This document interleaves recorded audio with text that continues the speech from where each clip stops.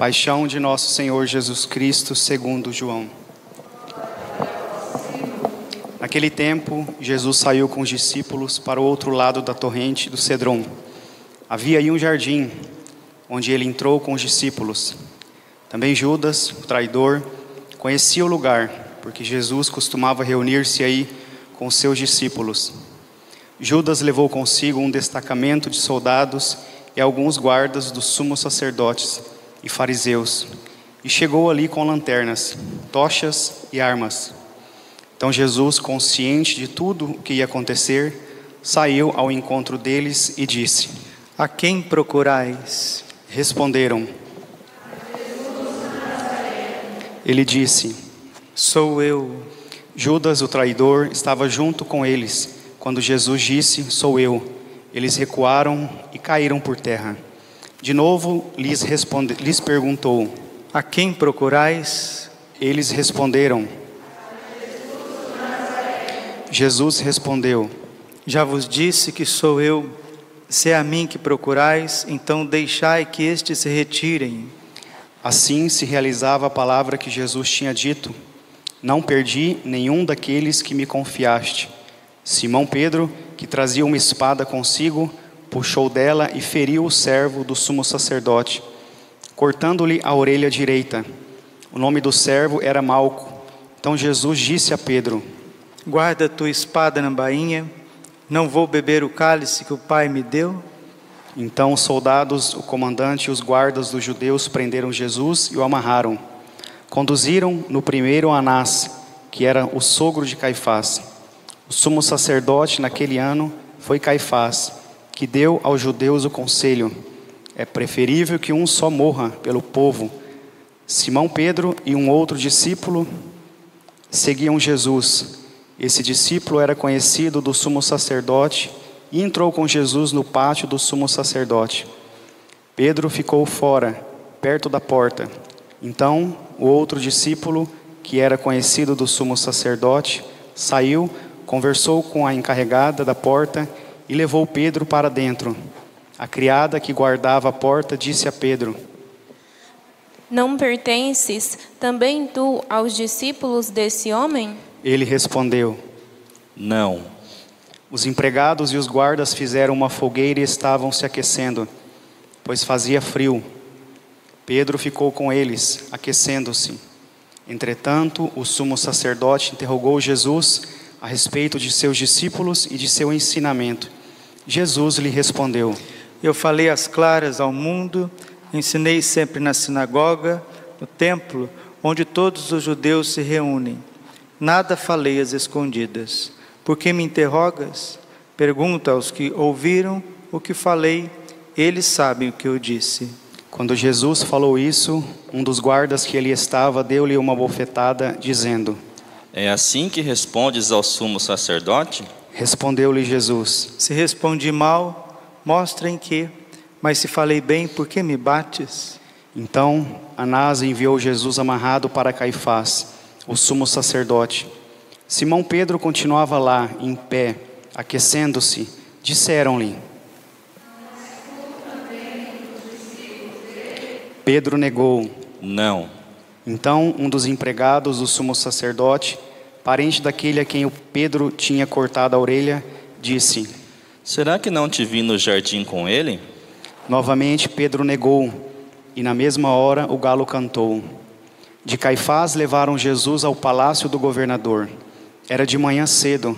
Eles mesmos não entraram no palácio, para não ficarem impuros e poderem comer a Páscoa. Então Pilatos saiu ao encontro deles e disse: Que acusação apresentais contra este homem? Eles responderam: Se não fosse malfeitor, não teríamos entregue a ti. Pilatos disse: Tomai-o vós mesmos e julgai-o de acordo com a vossa lei. Os judeus lhes responderam: Assim se realizava o que Jesus tinha dito, significando que de que morte havia de morrer. Então Pilatos entrou de novo no palácio, chamou Jesus e perguntou-lhe: Tu és o rei dos judeus? Jesus respondeu: Estás dizendo isso por ti mesmo ou outros te disseram isso de mim? Pilatos falou: Por acaso sou judeu? O teu povo e os sumos sacerdotes te entregaram a mim. Que fizeste? Jesus respondeu: Meu reino não é deste mundo. Se o meu reino fosse deste mundo, os meus guardas teriam lutado para que eu não fosse entregue aos judeus. Mas o meu reino não é deste mundo. Pilatos disse a Jesus: Então tu és rei. Jesus respondeu: Tu dizes, eu sou rei. Eu nasci e vim ao mundo para isto, para dar testemunho da verdade. Todo aquele que é da verdade escuta a minha voz. Pilatos disse a Jesus: O que é a verdade? Ao dizer isso, Pilatos saiu ao encontro dos judeus e disse-lhes: Eu não encontro nenhuma culpa nele. Mas existe entre vós um costume que pela Páscoa eu vos solte um preso. Quereis que vos solte o rei dos judeus? Então começaram a gritar de novo. Barrabás era um bandido. Então Pilatos mandou flagelar Jesus. Os soldados teceram uma coroa de espinhos e o colocaram na cabeça de Jesus. Vestiram-no com um manto vermelho, aproximavam-se dele e diziam: e davam-lhe bofetadas.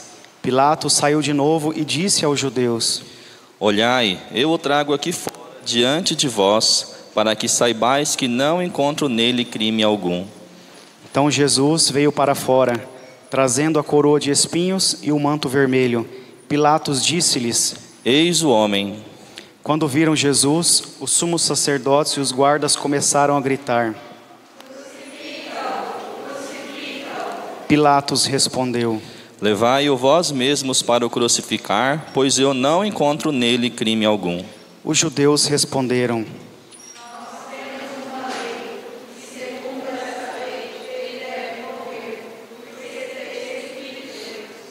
Ao ouvir essas palavras, Pilatos ficou com mais medo ainda. Entrou outra vez no palácio e perguntou a Jesus: De onde és tu? Jesus ficou calado. Então Pilatos disse: Não me respondes? Não sabes que tenho autoridade para te soltar e autoridade para te crucificar? Jesus respondeu: Tu não terias autoridade alguma sobre mim se ela não te fosse dada do alto. Quem me entregou a ti, portanto, tem culpa maior. Por causa disso, Pilatos procurava soltar Jesus, mas os judeus gritavam: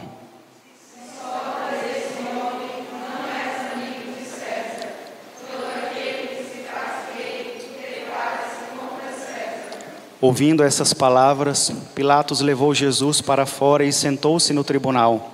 No lugar chamado Pavimento, em hebraico Gábata, era o dia da preparação da Páscoa. Por volta do meio-dia, Pilatos disse aos judeus: Eis o vosso rei. Eles, porém, gritavam. Pilatos disse: Hei de crucificar o vosso rei. Os sumos sacerdotes responderam: Então Pilatos entregou Jesus para ser crucificado, e eles o levaram. Jesus tomou a cruz sobre si e saiu para o lugar chamado Calvário, em hebraico Gólgota. Ali o crucificaram com outros dois, um de cada lado, e Jesus no meio. Pilatos mandou ainda escrever um letreiro e colocá-lo na cruz. Nele estava escrito: Jesus Nazareno, o Rei dos Judeus. Muitos judeus puderam ver o letreiro, porque o lugar em que Jesus foi crucificado ficava perto da cidade. O letreiro estava escrito em hebraico, latim e grego. Então os sumos sacerdotes dos judeus disseram a Pilatos: Não escrevas o Rei dos Judeus, mas sim o que ele disse: Eu sou o Rei dos Judeus. Pilatos respondeu: O que escrevi está escrito. Depois que crucificaram Jesus, os soldados repartiram a sua roupa em 4 partes, uma parte para cada soldado. Quanto à túnica, esta era tecida sem costura, em peça única de alto a baixo. Disseram então entre si: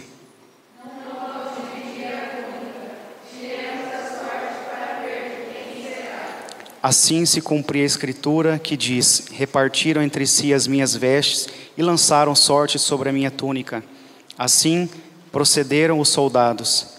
Perto da cruz de Jesus estavam de pé a sua mãe, a irmã da sua mãe, Maria de Cleofas e Maria Madalena.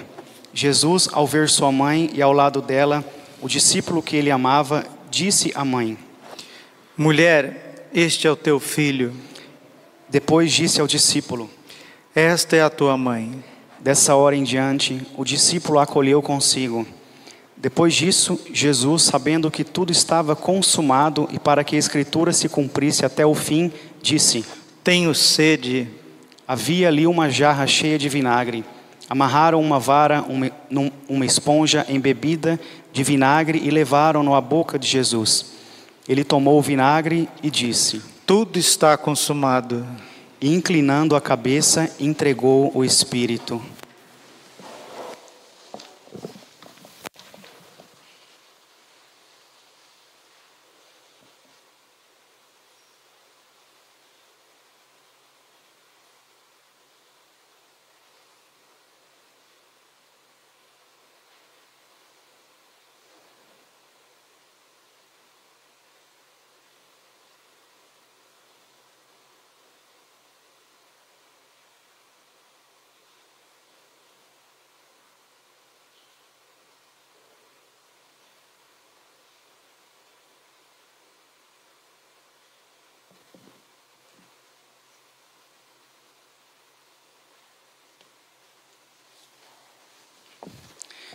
Era o dia da preparação para a Páscoa. Os judeus queriam evitar que os corpos ficassem na cruz durante o sábado, porque aquele sábado era dia de festa solene. Então pediram a Pilatos que mandassem quebrar as pernas aos crucificados e os tirassem da cruz. Os soldados foram e quebraram as pernas de um e depois do outro, que foram crucificados com Jesus. Ao se aproximarem de Jesus e vendo que já estava morto, não lhe quebraram as pernas, mas um soldado abriu-lhe o lado com uma lança, e logo saiu sangue e água. Aquele que viu dá testemunho, e seu testemunho é verdadeiro, e ele sabe que fala a verdade, para que vós também acrediteis. Isso aconteceu para que se cumprisse a Escritura, que diz: Não quebrarão nenhum dos seus ossos. E outra Escritura ainda diz: Olharão para aquele que transpassaram. Depois disso, José de Arimateia, que era discípulo de Jesus, mas às escondidas por medo dos judeus, pediu a Pilatos para tirar o corpo de Jesus. Pilatos consentiu. Então José veio tirar o corpo de Jesus. Chegou também Nicodemos, o mesmo que antes tinha ido de noite encontrar-se com Jesus. Levou uns 30 quilos de perfume feito de mirra e aloés. Então tomaram o corpo de Jesus e envolveram-no com os aromas em faixas de linho, como os judeus costumam sepultar. No lugar onde Jesus foi crucificado havia um jardim, e no jardim um túmulo novo, onde ainda ninguém tinha sido sepultado. Por causa da preparação da Páscoa, e como o túmulo estava perto, foi aí que colocaram Jesus. Palavra da salvação.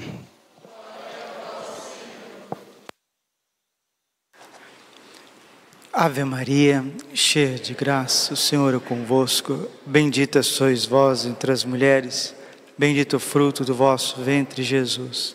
Santa Maria, Mãe de Deus, rogai por nós, pecadores, agora e na hora de nossa morte. Amém. Vinde, Espírito Santo, vinde por meio da poderosa intercessão do Imaculado Coração de Maria, vossa amadíssima esposa. Jesus, manso e humilde de coração.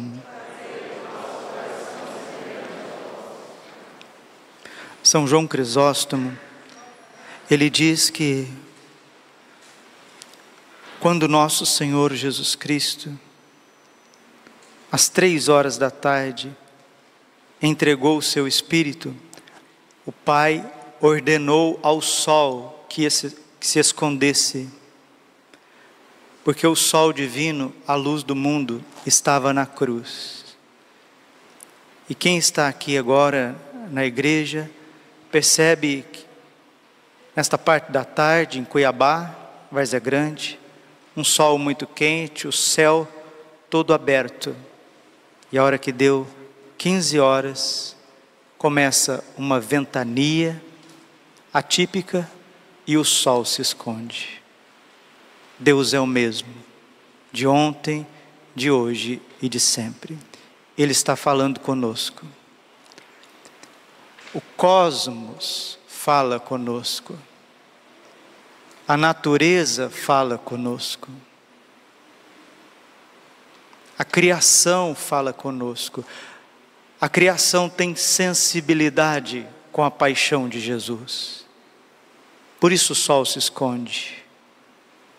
Por isso o vento urra na face do homem, uma face empedernida pelo ódio, pela cobiça, pela sensualidade, pela idolatria. Padeceu sobre Pôncio Pilatos, foi crucificado, morto e sepultado.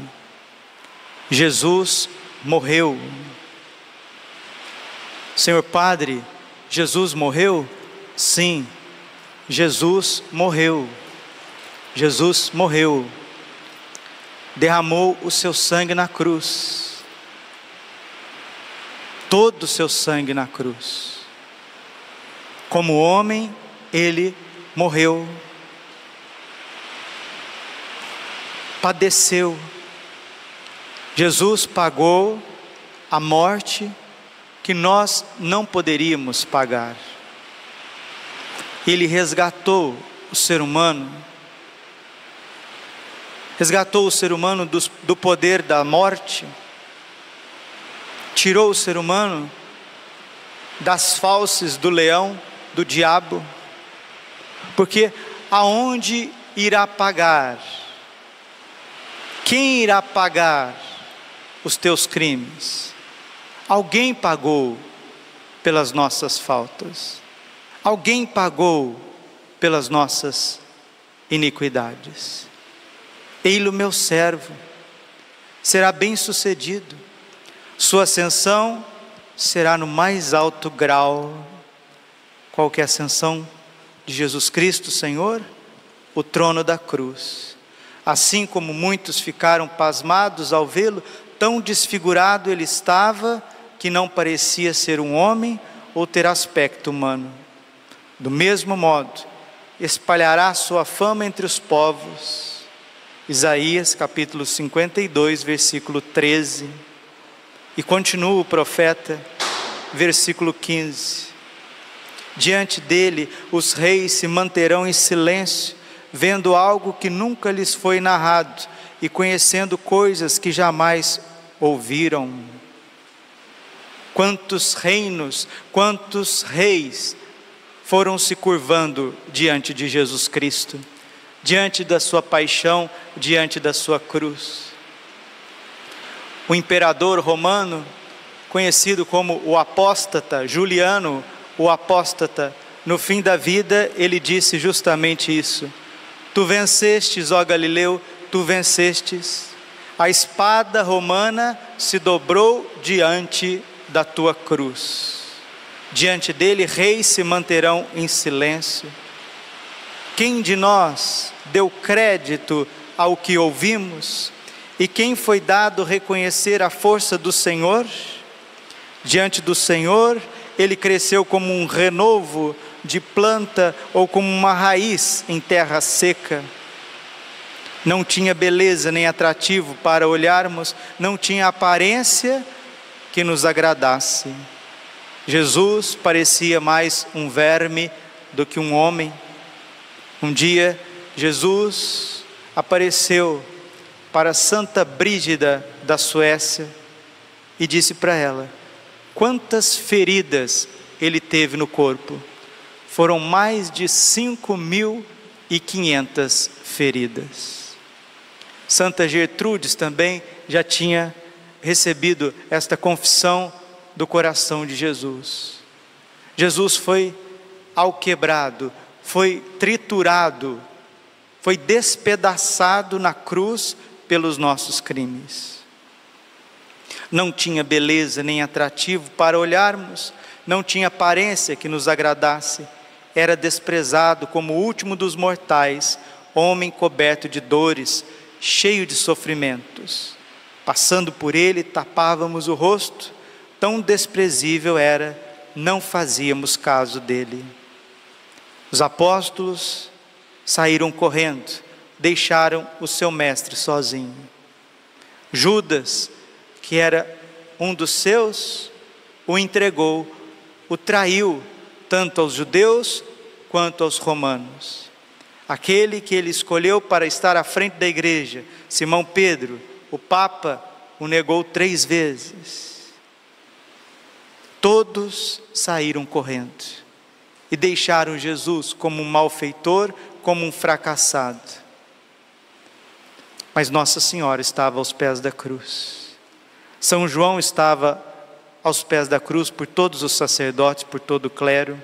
Santa Maria Madalena estava aos pés da cruz por todos os pecadores arrependidos.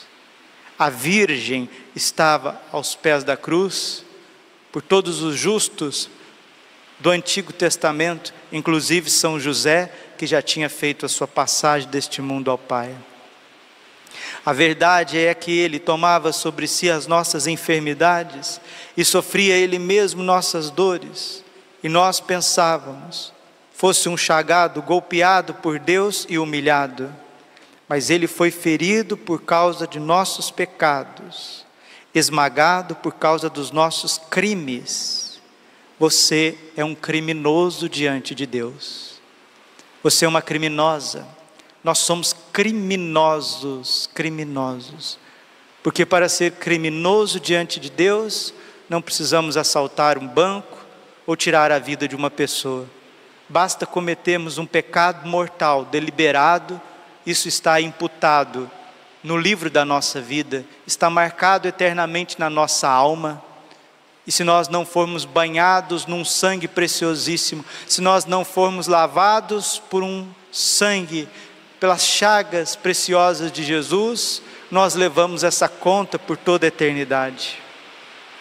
A punição a Ele imposta era o nosso preço, era a nossa paz. Por suas chagas nós fomos curados. Todos nós vagávamos como ovelhas desgarradas, cada qual seguindo o seu caminho, e o Senhor fez recair sobre Ele o pecado de todos nós. Foi maltratado e submeteu-se, não abriu a boca, como um cordeiro que é levado ao matadouro, ou como uma ovelha diante daqueles que a tosquiam. Ele não abriu a boca. Por isso que Jesus é cordeiro, porque Ele é manso, Ele é humilde, Ele sofre em silêncio. Aqueles que cuidam das ovelhas, que são especialistas em ovelhas em Israel, diz que o cordeiro pressente a sua morte. E quando ele vai ser sacrificado, ele derrama uma lágrima em silêncio. Agnus Dei, Cordeiro de Deus, silencioso, manso, humilde, inocente, sem defeito, vai morrer pelas tuas loucuras, pelos nossos desvarios.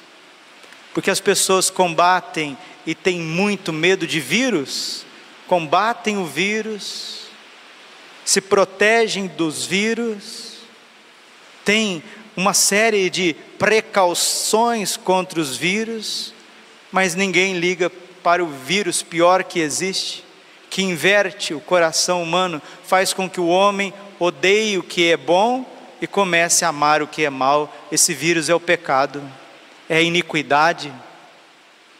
Esse vírus é o orgulho, é a prepotência, é a soberba.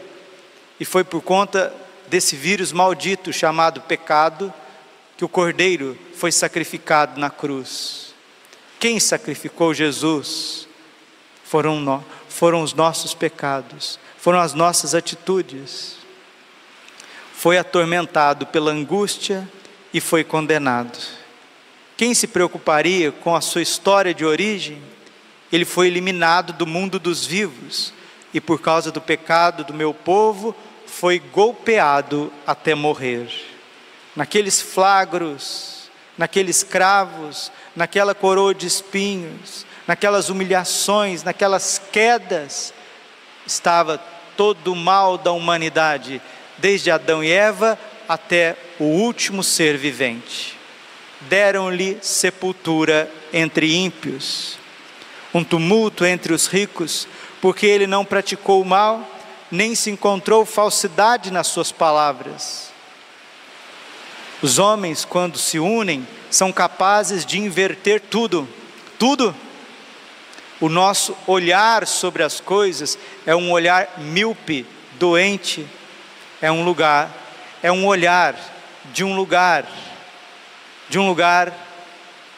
manchado pelo mal. Nós olhamos a partir da nossa alma se tornou pasto dos demônios. Por isso que nós olhamos com maldade, por isso que desviamos tudo, confundimos tudo, conseguimos complicar e desvirtuar tudo. O Senhor quis macerá-lo com os nossos sofrimentos, oferecendo sua vida em expiação. Ele terá descendência duradoura e fará cumprir com êxito a vontade do Senhor. Por que Jesus atrai após si homens e mulheres santos? Porque Ele é santo, porque Ele é vencedor. Santo Agostinho diz: Victor quia victima, vencedor porque se deixou vencer. São Paulo escreve aos Romanos 8,37: somos mais que vencedores na força daquele que nos amou. Por isso, Ele leva ao bom êxito aqueles que obedecem, aqueles que fazem a vontade de Deus. Oferecendo a sua vida em expiação, Ele terá descendência duradoura, os santos e santas, os bem-aventurados e bem-aventuradas da história. Fará cumprir com êxito a sua vontade. Por esta vida de sofrimento, alcançará luz e uma ciência perfeita. Meu servo, o justo, fará justo inúmeros homens, carregando sobre si as suas culpas.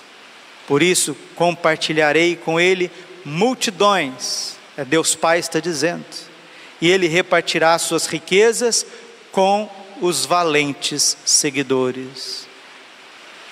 O Cordeiro imolado, ressuscitado, vencedor do pecado e da morte, quer repartir com você, quer repartir com a sua família, Ele quer repartir com a nossa sociedade, com a igreja, as suas riquezas. Ele quer dar a sua vitória aos seus valentes seguidores. Por que Jesus tem toda essa força? Primeiro, porque é Deus, e segundo, porque entregou o seu corpo à morte livremente, sendo contado como um malfeitor. Ele, na verdade, resgatava o pecado de todos e intercedia em favor de todos. Se um dia alguém te condenar, se um dia a sua consciência te condenar, se um dia as pessoas não te compreenderem, lembra da paixão de Cristo. Jesus morreu te amando, Jesus morreu te compreendendo, Jesus morreu te dando a vitória. Agora, se nós vivemos como derrotados, se nós vivemos como pessoas que não têm um sentido, que não têm um norte, a culpa não é de Deus, a culpa não é da igreja, porque a igreja nas suas lutas, ela continua celebrando o santo sacrifício, a liturgia continua sendo dada a cada um de nós, mas parece que nós insistimos em olhar só para as coisas negativas, olhamos para a parte negativa daqueles que amamos, as pessoas com que nós convivemos, os da nossa casa. Parece que existe um óculos de negatividade dentro de nós, faz com que olhemos a Deus como algo distante, como um ser distante, e faz com que nós olhemos as pessoas sempre como adversários. O pecado ainda sussurra dentro de nós, ainda grita dentro de nós, mas precisamos mergulhar na paixão de Cristo, mergulhar no preciosíssimo sangue do Cordeiro, porque só nas chagas de Jesus nós teremos redenção, não de algo do futuro, porque morrer, todos nós vamos morrer, todos nós. Um dia, mais cedo ou mais tarde, todos nós vamos passar pela morte. Mas a pior morte que existe é a morte de quem está vivo. Tem uma multidão de pessoas que estão vivas, batizados, crismados, casados, sacerdotes, que vivem uma morte a cada dia, porque não se acolhem, porque não se amam, porque não acreditam que possam ser melhores, que possam ser curados e redimidos. Essa é a pior morte que existe, é a morte dos vivos, é a morte daqueles que insistem em querer olhar para algo fictício, insistem a correr atrás de uma quimera. Nós sabemos que este mundo, ele é um vale de lágrimas, este mundo é um êxodo, este mundo é um calvário, onde tem uma cruz lá em cima, e essa cruz é a de Jesus, e Ele já pagou o preço da sua cruz, e o preço do nosso resgate. Agora é a nossa vez. Ser casado é ser crucificado para os seus caprichos, para os seus egos. Ser padre é a mesma coisa, é um homem que se entrega em sacrifício por um povo, pelas ovelhas do Senhor. Ser jovem é preciso viver a cruz do dia a dia, na castidade, na obediência, na submissão aos pais. E nós, como homens e mulheres embriagados, entorpecidos pela ilusão deste mundo, insistimos fazer da igreja de Deus, dos sacramentos de Deus, e desculpe, meus irmãos, às vezes insistimos em fazer da própria paixão do nosso Deus e Senhor um instrumento para as nossas ilusões. Que nesta sexta-feira santa de 2021, um ano difícil, um ano onde nós somos espreitados pela peste, pelos vírus, pelo castigo, nós estamos sendo castigados, mas não por Deus, porque os castigos Deus permite, Deus não envia, Ele permite. O castigo que nós estamos passando é um castigo porque nós estamos instrumentalizando, banalizando o amor de Deus. Se o mundo está cada vez mais obscuro, sem evangelização, é porque os batizados, os cristãos, não estão evangelizando este mundo. Brigam entre si, ficam discutindo entre si, ficam odiando entre si, sejam católicos e protestantes. Muitos protestantes têm rixas entre eles. Nós católicos vamos tirando esta unidade da igreja, rasgando esta túnica inconsútil, sem costura de Jesus, dilacerando a unidade da igreja por causa de partidos, heresias e rixas. E o mundo vai padecendo por falta de evangelizadores, por falta de homens e mulheres que se entregam, consagrados, principalmente consagrados, sacerdotes, bispos, freiras, religiosos, missionários, teólogos, doutores, santos, monges, virgens, inocentes, penitentes. O mundo padece porque a igreja, a Santa Igreja Católica, a esposa do Cordeiro, que é santa, que é indefectível, ela que gera filhos santos para Deus, a igreja está sendo solapada, ela está sendo invadida pelas trevas deste mundo. O Papa Paulo VI disse isso certa vez, que a fumaça de Satanás entrou no templo santo de Deus. Satanás quer obscurecer a paixão de Cristo, o poder da cruz de Cristo, a força redentora e exorcística das chagas e do preciosíssimo sangue de Jesus. Mas quem é o cálice da paixão de Cristo? Quem levará o cálice do fortalecimento, o cálice da consolação para esse mundo que não conhece a Deus? Somos nós. Peçamos à Santíssima Virgem Maria, peçamos ao glorioso São José, aos bem-aventurados São Pedro e São Paulo, São Miguel Arcanjo e toda a milícia celeste, para que nós saiamos desta Páscoa, desta Semana Santa, desse tríduo pascal, mortos para o pecado, mortos para este mundo. E Deus, na sua infinita sabedoria, e termino, na sua infinita misericórdia, Ele tem tentado nos educar. Ele tem enviado profetas, tem enviado sacerdotes, tem enviado homens mansos e humildes, mulheres caridosas, puras, como a Virgem Maria. Deus tem batido na porta da nossa casa, Deus tem batido na porta do nosso coração. Apocalipse capítulo 3, versículo 20, eis que estou à porta e bato. Deus tem nos visitado. Hebreus capítulo 12, versículo 14. Irmãos, cuidai para que a graça de Deus não passe em vão sobre as vossas vidas. Santo Agostinho diz: temo a graça que passa e não volta mais. Deus está se inclinando a você, Deus está próximo de você, Deus está te trazendo ao coração do Filho dele. O Pai, o Filho e o Espírito Santo têm enviado seres humanos, apóstolos, enviados, emissários, missionários à tua vida. Papa Leão XIII diz justamente isso: é por meio do homem que o homem deve conhecer o caminho da salvação. E seja sincero, meu irmão, minha irmã, você que está aqui na capela, você que está do lado de fora ouvindo, você que vai ouvir essa homilia aí na sua casa, Deus tem te visitado, Deus tem te consolado, Deus está se esforçando muito. Eu falo esforçar não na sua natureza, mas através dos seus instrumentos, que somos nós. Deus tem dado tudo o que Ele pode dar. João 13:1, tendo amado os seus que estavam no mundo, amou-os até o extremo. Jesus fez o máximo por você.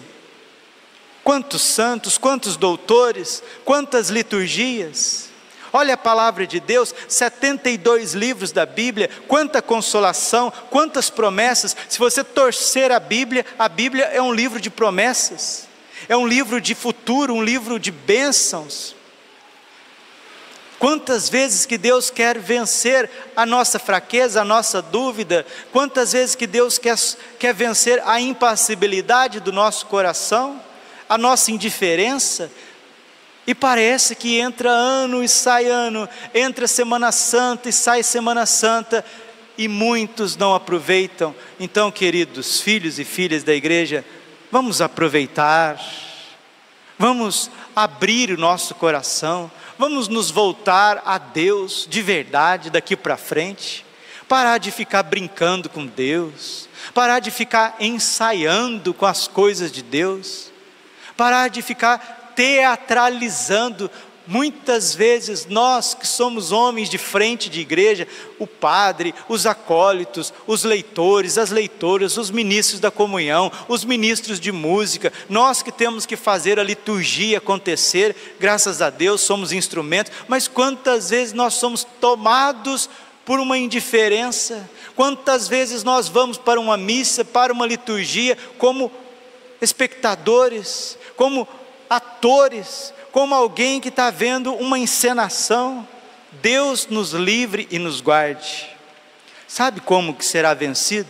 E eu profetizo isso aqui, eu profetizo usando o coração imaculado, que seja o coração imaculado de Maria a palpitar aqui no meu coração de padre agora, que seja o coração de Jesus a bater aqui, que os meus lábios sejam os lábios de Cristo, os lábios da Santíssima Virgem Maria. Não vai demorar, meus irmãos, não vai demorar, para Deus enviar um espírito de profundo arrependimento à face dessa terra. Zacarias capítulo 12, versículo 10, enviarei a toda a casa de Israel um espírito de arrependimento, um espírito de contrição, olharão para aqueles que transpassaram e vão chorar, vão lamentar como se perde um primogênito. A insensibilidade deste mundo, a insensibilidade de muitos que estão dentro da igreja, daqueles que são consagrados, é uma insensibilidade, é uma indiferença, é um desuso assim, é como uma faca que perdeu o seu corte, é como um pano que perdeu a sua cor, é como um som que perdeu a sua potência. Parece que algo tem caído, tem se destruído. Bem-aventurado Fulton Sheen diz que todos nós e a história vivem 3 momentos: um momento de glória, de apogeu, um momento de abandono, um momento de provação e um momento de renovação de todas as coisas. Nós pessoalmente vivemos um momento de bonança, de graça, depois nós vivemos um momento de abandono, para depois vir um tempo de triunfo. Nós fomos visitados por Deus há 70 anos pelo menos. Desde os anos 60 nós estamos sendo visitados por Deus com um derramamento do Espírito Santo sem precedentes. Deus nos enviou santos papas desde Leão XIII, antes. Meu professor de história da igreja dizia isso e eu confirmo junto com ele, porque é fato, é realidade histórica. Desde o bem-aventurado Papa Pio IX, passando por Leão XIII, Papa virtuosíssimo, São Pio X, que o Padre Pio dizia que era o Papa mais santo que pisou no Vaticano. Depois viemos com Bento XV, o Papa da Primeira Guerra Mundial.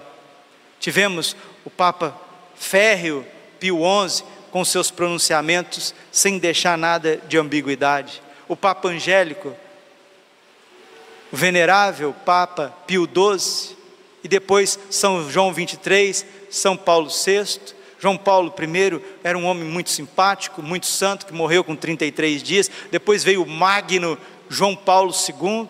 Santos canonizados, maioria todos santos de altares. E veio Bento XVI com essa cabeça lúcida, tentando colocar a igreja num caminho de restauração, passando por todas as dificuldades deste tempo. E hoje o Papa Francisco com um pulmão. O Papa Francisco tem um pulmão e anda manquitolando. É a imagem da igreja atual. Uma igreja dividida, asfixiada por tantas ideologias, mancando, claudicando diante deste mundo. Mas isso está com os dias contados. Está com os dias contados porque o mal irá avançar. Nós não estamos vivendo um tempo simplesmente de dificuldades a esmo. Nós estamos vivendo uma guerra biológica. Esse vírus, ele é muito ideológico e político. Nós estamos sendo bombardeados na nossa liberdade para que seja implantado um totalitarismo. Em Garabandal, a Virgem disse que o mal cresceria de quando em quando e as coisas piorariam de forma muito rápida. E é nesse contexto que nós vamos ver a paixão de Cristo. Se você não tem cabeça, se você não tem mente para contemplar a paixão de Cristo, pode deixar. Você vai ver a paixão de Cristo ao vivo, porque Deus vai transportar 7,5 bilhões de pessoas à cena do Calvário. É o aviso, é o novo Pentecostes que está no livro de Joel, capítulo 2 e 3, que Jesus mostrou para inúmeros santos, mais de 20 santos contemporâneos, e Nossa Senhora do Carmo disse em Garabandal: você verá Jesus Cristo, você verá a cruz de Cristo, você vai ver o peso dos seus pecados. Eu rezo todos os dias para que Deus me mostre a paixão do Filho dele.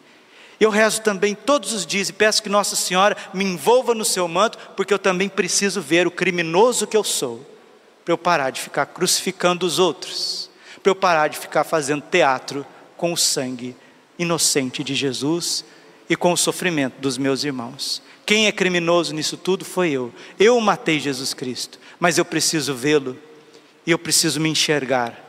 Eu ainda não consegui fazer isso. Que Nossa Senhora tenha misericórdia de nós, que o Espírito Santo nos leve a um profundo arrependimento, senão nós vamos nos tornar pessoas muito estranhas dentro de uma religião muito santa. Glória ao Pai, ao Filho e ao Espírito Santo, como era no princípio, agora e sempre. Coração Imaculado de Maria, confiança, saúde e vitória.